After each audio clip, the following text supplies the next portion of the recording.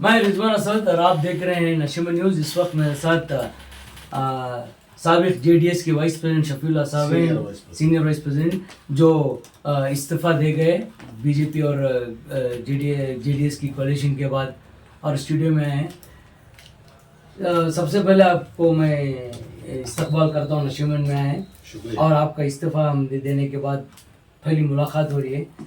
2005 में जब कांग्रेस की गवर्नमेंट थी धर्म सिंह के साथ, तो कुमार स्वामी ने धर्म सिंह की गवर्नमेंट गिराकर ऑपरेशन लोटस करके बीजेपी को एक नई जान दी थी, नई एक क्या बोलते हैं, shot in the arm English में बोलते हैं, उसको देकर बीजेपी को ले आई और उसके बाद गवर्नमेंट बनाई। और जो बीजेपी हुकूमत की 10-15 साल कर्नाटका में, वो बीजेपी कुमार स्वामी की बदौलत है। और आज फिर जेडीएस ने कल जाकर अमित शाह और जेपी नड्डा से मिलकर जेडीएस ने दोबारा बीजेपी से मिली है और आपने इस्तीफ़ा दिया। इसका कारण क्या है और क्यों आप इस्तीफ़ा दिए, ज़रा आप बताइए, उसके बाद गुफ्तगू करें। देखिए, जैसे ही 21 तारीख को मुझे खबरों के ज़रिए सबको पता चला कि दिल्ली जा रहे हैं कुमार स्वामी और अपॉइंटमेंट ले रहे हैं मोदी जी और अमित शाह जी का, तो मुझे साफ हो गया कि वो भी इंतज़ार में हैं और ये भी जा रहे हैं, लिहाजा इनका गठजोड़ बन जाएगा। इसमें मुझे कोई शक नहीं रहा। इसीलिए मैं 21 सितंबर को मैंने मेरा इस्तीफ़ानामा दे दिया श्री देवेगौड़ा जी को, क्योंकि मैं राष्ट्रीय कार्यकारिणी में मेंबर हूँ और उसी के साथ। तो देवेगौड़ा ने आपको रोका नहीं? नहीं, मैंने देवेगौड़ा को पहुंचाया, असल में उनको बाद में पहुंचा मेरी गैर हाजिरी में, और वो रख के बैठे हैं बाजू में, सबको बता रहे हैं। मुझे मालूम पड़ा दूसरों के ज़रिए, और वो बहुत दुखी हैं मेरे इस्तीफ़ा पर, ये मुझे पता चला और मुझे मालूम है वो दुखी होंगे। और वो फिर एक इस्तीफ़ा मैंने हमारे रियासती सदर जनाब सीएम इब्राहिम साहब के हवाले किया और दोनों इस्तीफ़े मैंने दे दिए 21 तारीख को। और 22 तारीख को खबरों में आया कि ये दोनों हाथ मिला चुके हैं और आइंदा इंतखाबात जेडीएस बीजेपी के साथ मिलकर फेस करने वाली है। मेरा एक सवाल है, 2005 में जब कुमार स्वामी की गवर्नमेंट बनी बीजेपी के साथ जी, मेरे को इतला हुई कि आप उस वक्त जेडीएस से रिजाइन कर दिए थे, वजह क्या छोड़ने? देखिए, वजह यही है कि बीजेपी, जहाँ तक मुझे मालूम है, एक ऐसी पार्टी है जो मजहबों के दरमियान, ज़ातों के दरमियान, अलग अलग ग्रुपों के दरमियान मुनाफरत को हवा देती है।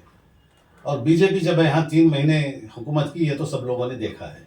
उस वक्त 2005-2006 में, उस वक्त मुझे मालूम था कि ये पार्टी गुजरात में क्या हाल करके है और दूसरी जगहों पर जहाँ हुकूमत बीजेपी की है वहाँ क्या कर रही है और उसका एजेंडा क्या है और उनके क्या उसूलों पर वो बीजेपी पार्टी चल रही है, मुझे अच्छी तरह मालूम था।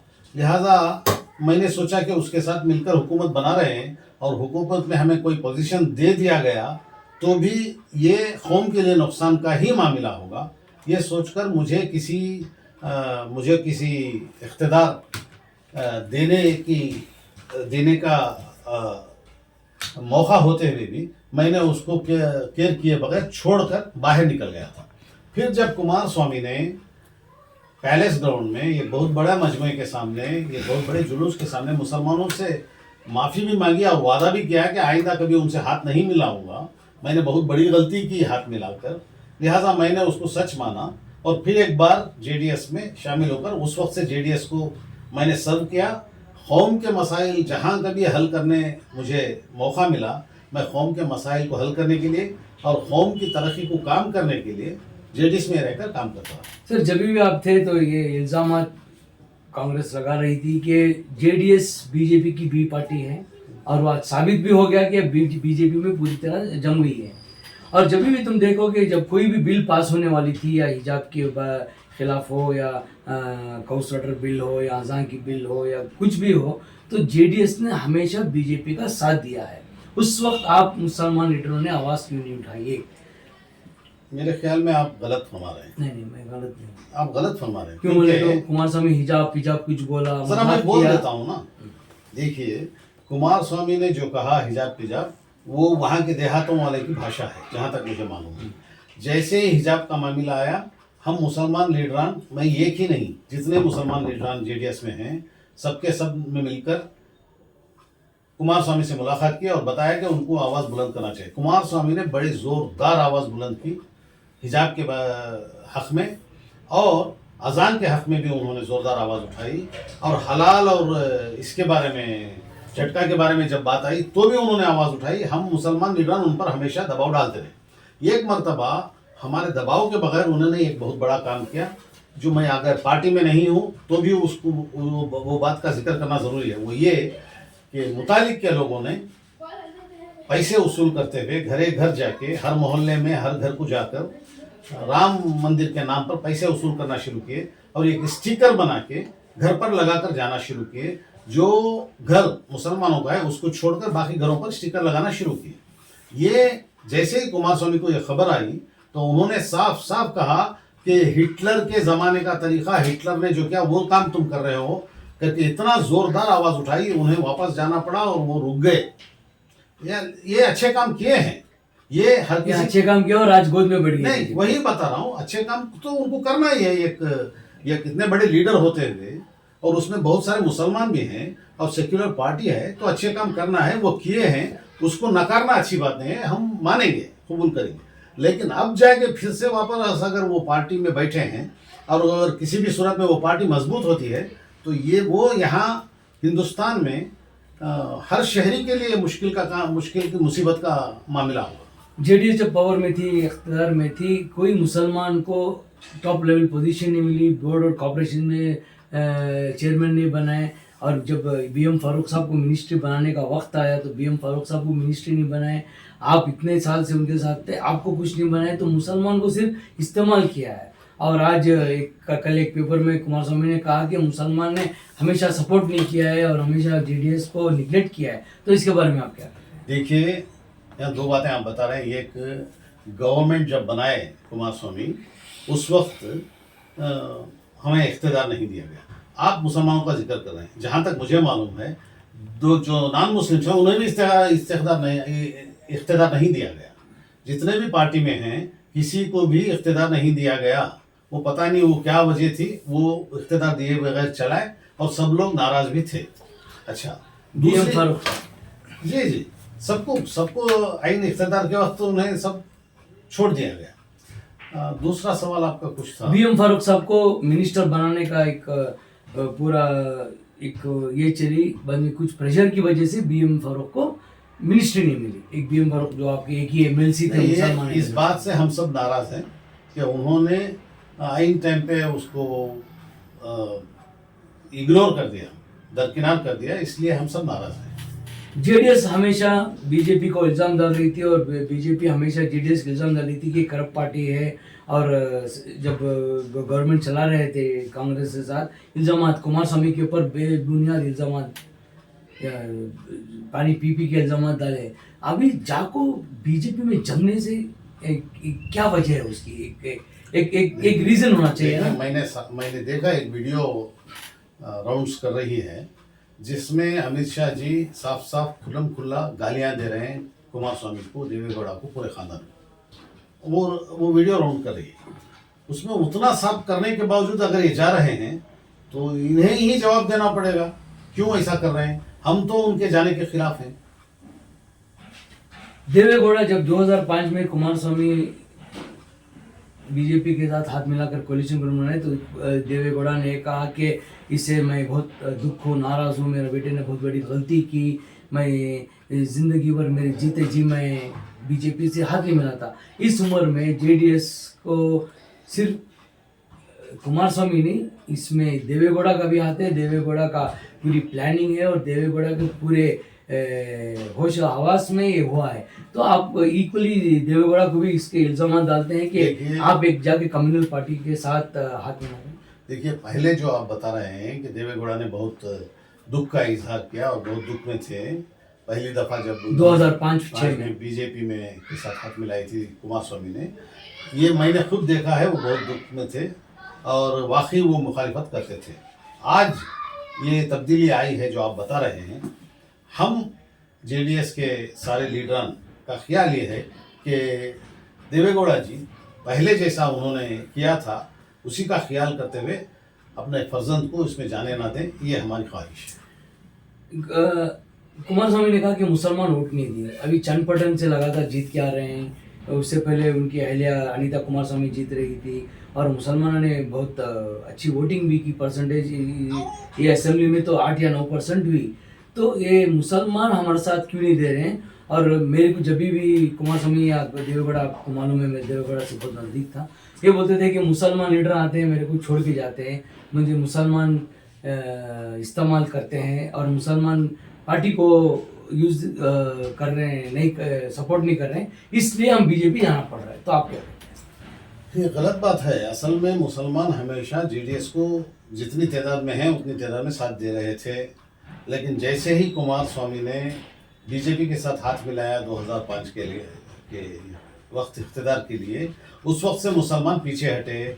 पीछे हटने के बावजूद उसमें जो लीडरान मौजूद थे जेडीएस में, मैं मिलाकर वो बीजेपी के साथ मिला हुआ वक्त छोड़कर बाकी औकात में हम थे, तो उन औकात में हमारी वजह से, लीडरान की वजह से जितने मुसलमान उसे सपोर्ट करते थे वो आज भी 8% वोट हमारी पार्टी को दिए हैं।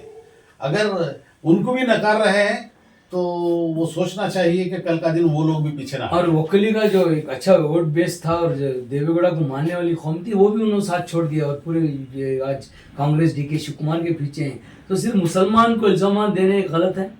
बिल्कुल सही फरमा रहे हैं आप, ऐसा ही हुआ है। असल में मुसलमान जो हैं पिछली दफ़ा 10% दिए थे, इस मरतबा 8% दिए हैं। वो कम दिए हैं, कम देने के लिए ऐसे करतूत वजह है ना जो हमारे कुमार ने कर दिए। बेहतर है कि वो ना करें, बेहतर है। तो आप क्या, आप ये कहने का ये मतलब है कि कोई दबाव में आकर या कोई आज के हालात में जो सेंट्रल गवर्नमेंट अपोजिशन लीडर साथ कर रही है उस दबाव में आकर जे कुमार स्वामी ने बीजेपी के साथ देने का? देखिए, जो भी दबाव है सारे हिंदुस्तान में सारी जनता जानती है। क्या है वो सीक्रेट फॉर्म में? सीक्रेट नहीं है, ओपन है। सारे हिंदुस्तान में सारी जनता जानती है बीजेपी दूसरी पार्टी के लीडरान के साथ क्या हाल कर रही है, हर जगह जाके, हर रियासत में। अब उसके लिए सीक्रेट कहना मेरे ख्याल में, मगर आज तक ना देवेगौड़ा के घर में, ना कुमार स्वामी के घर में, ना उनके कोई परिवार घर में रेड नहीं पड़ा, उसकी वजह क्या है? देखिए, हमारी ख्वाहिश भी नहीं है कि उनके घर में रेड पड़े। आप ख्वाहिश करते हैं? नहीं, हरगिज नहीं। क्यों भाई?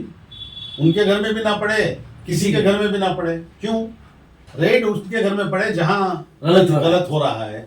यहाँ आजकल जो है हर किसी के घर पे, हम नहीं चाहते कि किसी के घर पे रेड पड़े।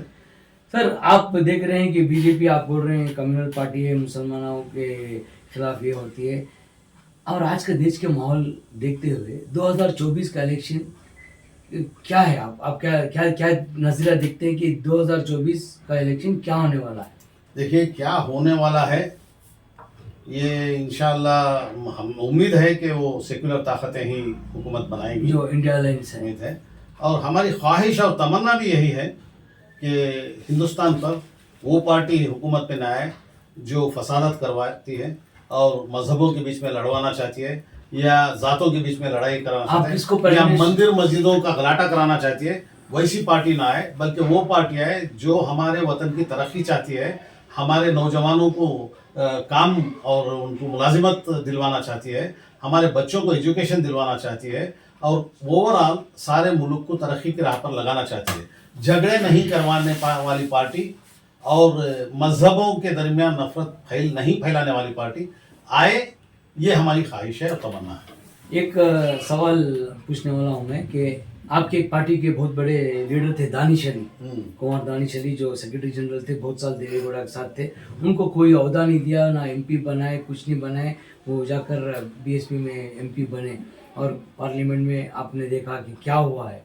तो इसके बारे में ना देवेगौड़ा कुछ बोला है, ना कुमार स्वामी ने कुछ बोला है, ना कुमार दानिश अली को फ़ोन करके बात किए। इसका मैसेज क्या जाता है कि देवेगौड़ा और कुमार स्वामी की सोच अलग होगी मुसलमानों के बारे में, या वो भी एकदम सेक्युलर का टैग छोड़ दिए क्या? देखिए, दानिश अली साहब के साथ जो कुछ हुआ, जिस तरह दानिश अली साहब ने एक स्टेटमेंट दिया है कि अगर एक चुने हुए एमपी के मेंबर ऑफ पार्लियामेंट के साथ पार्लियामेंट में यह हाल हो रहा है, तो एक पार्टी के दूसरे चुने हुए एमपी से जो 2-3 बार चुन के आया है, वो अच्छे तजुर्बे के साथ ऐसी बातें कर रहा है, इसका मतलब ये हुआ कि ये उस पार्टी की हकीकत को दिखा रहा है, दर्शा रहा है, नैरेटिव एजेंडा दिखा रहा है। दूसरा ये कि जैसे ही वो वाकया हुआ, मैंने फ़ोन किया दानिश अली साहब को, वो फ़ोन पर आए, मैंने दुख का इजहार किया और मैंने कहा कि हम सब उनके साथ खड़े हैं, और वो उनके साथ नहीं बल्कि सारे मुसलमानों के साथ होने के मुतरादफ है, क्योंकि वो गालियां जो दे रहे थे पूरी कौम वो एक के लिए नहीं था, पूरी कौम के लिए था। मैंने उनसे साफ कहा कि हम वो गालियां हमारे लिए भी हो गई, लिहाजा इंशाल्लाह अल्लाह करे कि ऐसे लोग हमारे हिंदुस्तान की सियासत से दूर हो जाएं, कुछ ऐसे हालात अल्लाह लेके आए। हमारी सबकी तमन्ना यही है, और बाकी के लोग क्यों नहीं आवाज़ उठाए, उनको क्लैरिफिकेशन देना है। सर जाते जाते जेडीएस की अब हालत क्या होने वाली है? या ख़त्म हो जाएगी जैसे दूसरे पार्टीज हुए, अजीत सिंह की हुई या रामविलास पासवान की हुई? देखिए, अब हमारी पार्टी में जितने हो ज़रा सोच समझ रखने वाले लीडरान हैं, उनका ख्याल है कि हमारी पार्टी को किसी भी सूरत में बीजेपी के साथ हाथ नहीं मिलाना चाहिए था। अब हाथ मिला लिए हैं तो सब लोगों को फिक्र लाहक है कि एक अच्छी सेक्युलर पार्टी एक ऑल्टरनेटिव थी अल्टरनेटिव, उसका हाल भी वही होने जा रहा है कि कहीं ऐसा ना हो कि अब जो 19 एमएलएस हैं वो भी खोना ना पड़े और कम ना हो जाए, ये फिक्र सबको लाहक है। आपके एक और MLA उसी फिक्र को लेकर मैंने इस्तीफा दिया है। आपके एक एमएलए भी आज खिलाफ बोली है कि ये गठबंधन हाँ, करियम्मा हो गई। देवदुर्गा से करियम्मा ने भी कहा है कि वो और सब आज नहीं डीके शिव कुमार का बयान है कि बहुत से जनता दल और बीजेपी के लीडरान कांग्रेस में जम रहे हैं, वो वक्त ही देखेंगे क्या होता है। शफी साहब एक सीनियर और बुजुर्ग सियासतदान हैं, सोशल सर्विस भी करते हैं, फिलासफिस्ट भी है, एजुकेशनिस्ट भी है, और बहुत अच्छे बातचीत करते हैं, नेशनल टीवी में डिबेट भी करते हैं। वो दूसरे डिबेटर्स के जैसा नहीं है, मुँह तोड़ जवाब देते हैं। अब ये देखना है कि जेडीएस और बीजेपी का कोalition क्या करेगा, और जेडीएस ख़त्म हो जाएगी या नहीं। कुमारस्वामी जो वादा किया था मुसलमानों के साथ, उसने तोड़ दिया, ये कोई नई बात नहीं है। अब 2024 इंतखाब आने वाला है, और कांग्रेस का जो अलायंस है, इंडिया अलायंस है एक तरफ, और अब जेडीएस ने एनडीए में आ गए हैं। अब ये वक्त ही बताएगा कि हालात क्या होने वाले हैं। हम दुआ यही करते हैं कि हालात बेहतर से बेहतर हो, और सब लोग खुश और सुरक्षित रहे। और जो भी आज माहौल हो रहा है, हम दुआ ये करते हैं कि ऊपर वाले हम सबको एक मिलकर जुलकर रहने की तौफीक अता फरमाएं। और आप नशेमंद न्यूज़ देखते रहे। मेरे साथ